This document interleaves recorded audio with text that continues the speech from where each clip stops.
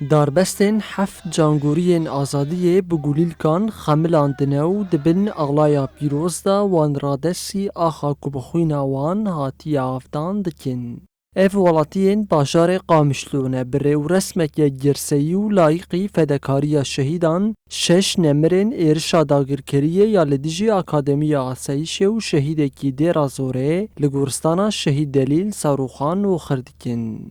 Di merasîmê de li ser navê hêzên ewlekariya hundirîn malbatên şehîdan û hevseroka PYD Asya Abdullah xaftin hatin kirin.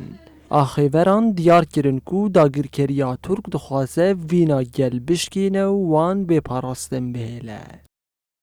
Heft cangûriyên azadiyê oxir dikin di encama Dewleta Tirkiye hovane bi siyasetekê qirêj bi êrişekî em bêjin naye qebûlkirin hêzên menî leşgerî hatin hedefkirin li bajarê Dêrikê ji xwe de encamê de jî 29 heval hatin şehîd kirin 28 jî birîndarin em va êrişê hovane vê bi dengiya dinyayê em şermezar dikin rastî jî ev êrişên tê kirin ev komgûjiyekî tê meşandin ji bo tevahî cîhanê sûcekî pir mezin e. Xwestin got dîsakinê gelê Kurd bi van êrişê xwe tune bikin. Got gelê Kurd di şexsê rêberapo de tune bikin. Gelê Kurd di şexsê wa de wana îradeya wa bişkînin wa tune bikin. Lêbera Dewleta Tirk û komple enemne tevî tev baş zanibe wê ti carî nikaribe Kurda biqelîne. Hevseroka PYD Asya Abdullah da xaftina xwe de sekin û helwesta gel ya li dijî êrişan silav kir û tekez kir ku ew ê armancên şehîdan bijiyanî bikin.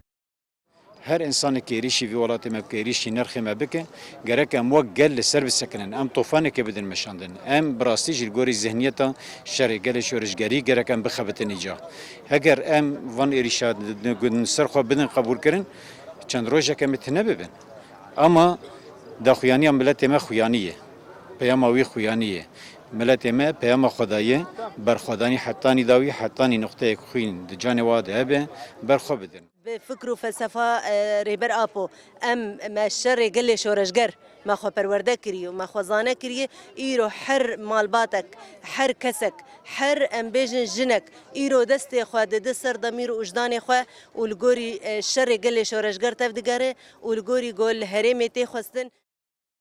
Beşdarên merasîma oxirkirina parêzvanên cenga Rûmetê ji wargeha şehîdan dengê xwe berz kirin û ji Erdoganê faşîst re gotin ew ê tu carî nikaribe planên xwe bibe serî û ew tev fedayiyên axayê ne.